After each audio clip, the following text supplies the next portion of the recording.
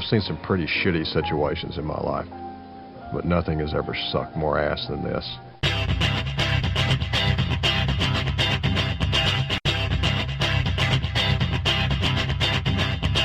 Bring out the Juggernaut Brothers!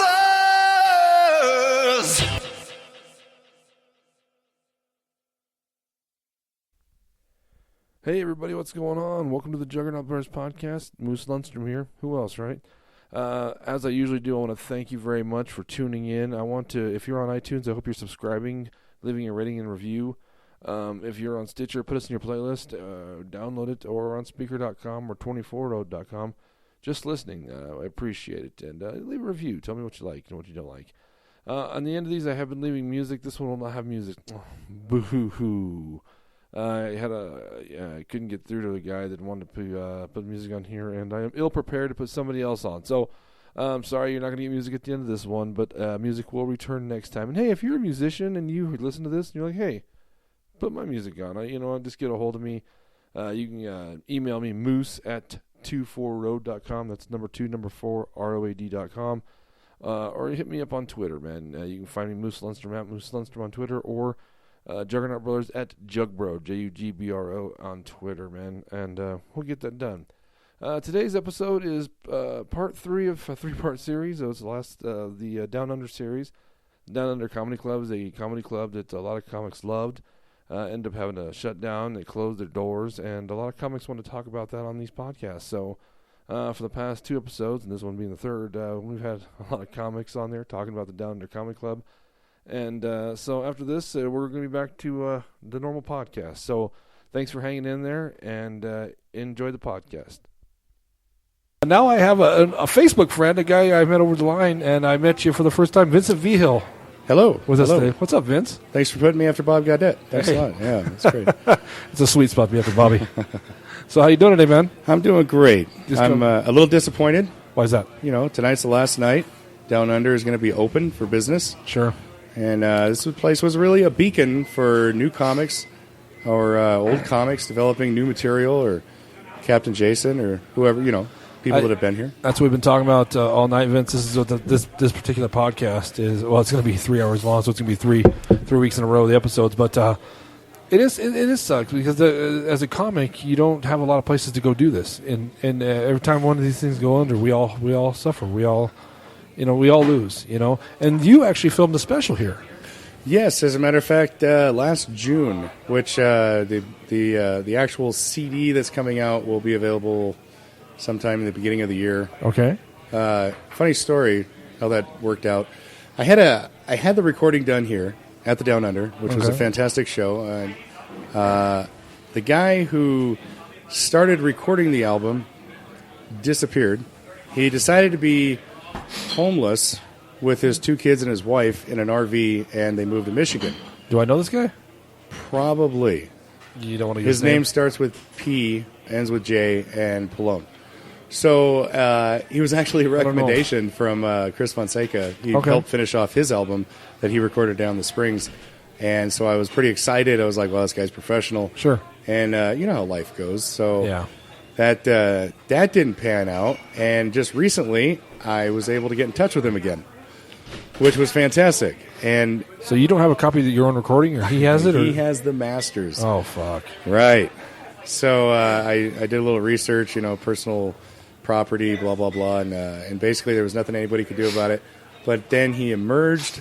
He has now sent back a copy of that actual master, right, put together the way it's supposed to be, and I tracked it out last night until about 2 o'clock in the morning, and now I should be receiving a master copy of that. Cool. In the next week. How long? When did you start comedy? How long has it been? About 3 years ago. Oh, I was actually doing open mics, and 2 years ago here at the Down Under, I performed my first show. Which was fantastic. It was Chris Fonseca was headlining. Chris Fonseca is a very good friend of mine, my best friend, as a matter of fact. Cool. And he was the one who suggested that I start stand-up in the first place. Okay. Which was pretty cool. I met him in a hotel, of all places. Wow. If you've ever met Chris Fonseca, you've either met him in a hotel or, at the bar. Right. But not anymore. He's sober, so that's awesome. Oh, that's good. But I was doing maintenance in a hotel, and he had ants in his room, which is usually how most of these stories start. There's ants. Okay. And he called the front desk, and I went down there to check out his room, and he said, "Hey, I'm Chris Fonseca. I'm famous comic." And I was like, "Yeah." He's naked and drooling on himself and whatever, Right. Yeah, usual. Yeah. And I went to a show with him at a place here in Denver, and they had a contest afterwards. They said who could tell the best joke, and I went in and I told my best joke, and I won. Do you remember the joke? Yes, I do. Okay. It was pretty horrible, and it wasn't mine. Okay. But you stole a joke, Vincent. Yeah, I Vincent. started out a hack.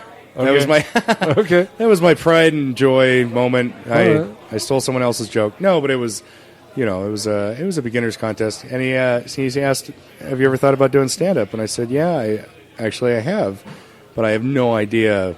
I thought there was some sort of corporation that you had to, Sure. It's doors you had to walk through. How do you know, right? You Yeah, don't. You don't. And really probably one of my favorite things about this club is the experience that young comics get in Right. booking, in how to become part of almost an underground society that's existed for years that people have no idea about, and they've really opened people's eyes to that, and especially in northern Colorado.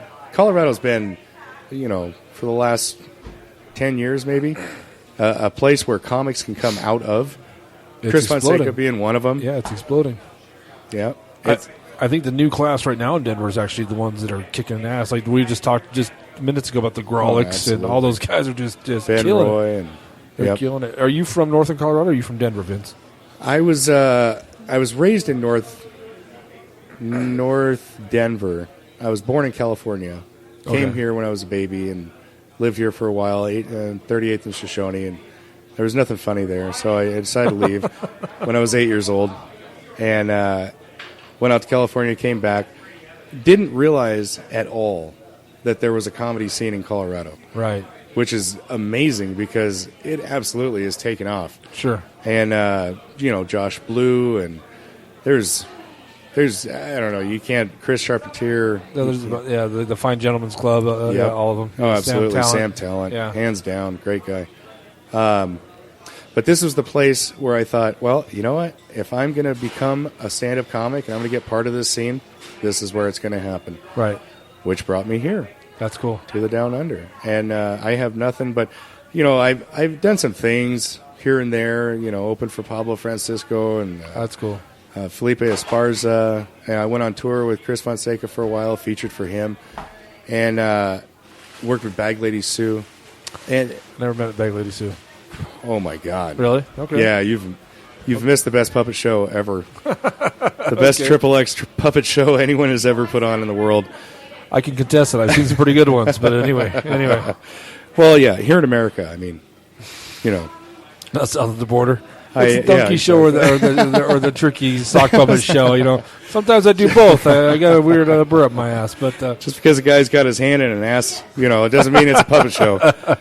It just means they have creativity. that's right. That's right. Mexican, not Mexican, right? That's right. Yeah. But of all the places that I've been and people that I've met and got to go backstage with Sinbad and hang out with him for a while. That'd be cool. It was it's been the best experience of my life being a comic. So you said that Chris had found you in a hotel. Was comedy something you thought about before, or was it? As a matter of fact, I've always admired comics. I was a big fan for years. I had George Carlin on record. Sure. I had I can't even. There was like Prior. there's just so many. Yeah. Right. I had Bill Hicks on CD. Who was your favorite? Who's your go-to guy? After years of listening to stand-up comedy, I believe Louis C.K. of the newer guys, and of the older guys, Bill Cosby would probably be my favorite. And which is funny because I am not a clean comic at all. I mean, I swear. I talk about things like necrophilia. And I couldn't catch your set today. I was back here doing this, so I missed your set. You Well, were towards the end, weren't you? Yeah. Yeah. Okay. Yeah. My style of comedy, I would like to relate to Bill Cosby, just because of the approach. There's a whole formula that happens with stand-up. It's something that developing my style meant understanding how other guys did it. Right. And probably one of my favorites, obviously, is Raw. Eddie Murphy was and Richard Pryor before, but that intensity and that what led to the Cat Williams and guys nowadays that are doing that. The thought that this could happen on stage, that you could do that, but with Bill Cosby's approach to comedy, and where he's so relaxed and so he's almost not there. Right. You're almost watching a family episode in your life, that happened, and which made me, at listening to Bill Cosby early on, and like George Carlin, made me think of my growing up, because I was baptized Catholic, and sure, me too. I had me too. right, and before it was made public that these things could be made fun of, these guys were doing it, right, which is something that I really don't see nowadays in comics much. I mean, there are the guys that do it, but right. I don't know. I personally, I would enjoy listening to somebody who has either done what I've done, been raised the way I've been raised, or can tell me how it was to be raised that way, and I find it personal to me. I don't know. No, that's what every comic. I mean, you relate to them, right? You relate to them. I mean, is that what you're saying, or did I relate? Yes. Somebody like Louis C.K. that doesn't. If a person doesn't have kids, and you listen to Louis, you have had kids. Right. You know what it's like running sure. to catch the train, and your kids getting hit in the head with the. How many you got? On record? I was going to say, Vince, we got to think about it, but that's every Mexican stereotype you just hit, bro. You know what I mean? Every one, man. Yeah, I claim a couple, but no, I have a beautiful 16-year-old daughter who's about to turn 17. That's my apologies. Right yep, now, that sucks. Yeah, that's why I got my gun license. That's not a boy. So, and I have a new shiny 5-year-old daughter that was re-gifted to me when my wife and I got married. Nice. Yeah, very nice. Yeah, she's awesome. Well, that's yeah. Those are the ones that I. Those are the favorite ones, right? Those are the ones. Those are the ones I remember their names. They're going to be in the will, right? Okay. All right. Is there anything that were crazy that's happened to you, like on stage, or do you got any crazy stories of comedy? To be on the road or something, just probably the craziest thing that's ever happened to me. Like I said, my friend Chris Fonseca, headliner, right? Comedy legend, blah blah blah. Up to this point, I did a show with him in Williston, North Dakota, and before we got there, this guy had been giving me advice and structuring my comedy, and Chris Fonseca, teaching me how to be a stand-up comic and to put the punchline last, right? Bring in the idea, and he helped me develop my my material in a tremendous way. I looked up to him as the guy that every time I've ever seen him at the Comedy Works or at the Improv, crushes it, just right. crushes it.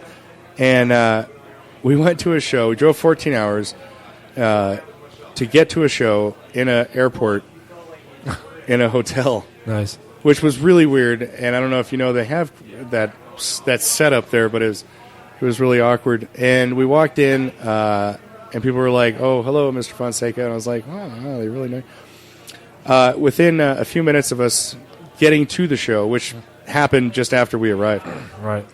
He went on stage and bombed. Happens to the best of us. I was amazed. Okay. I didn't think that could possibly happen. It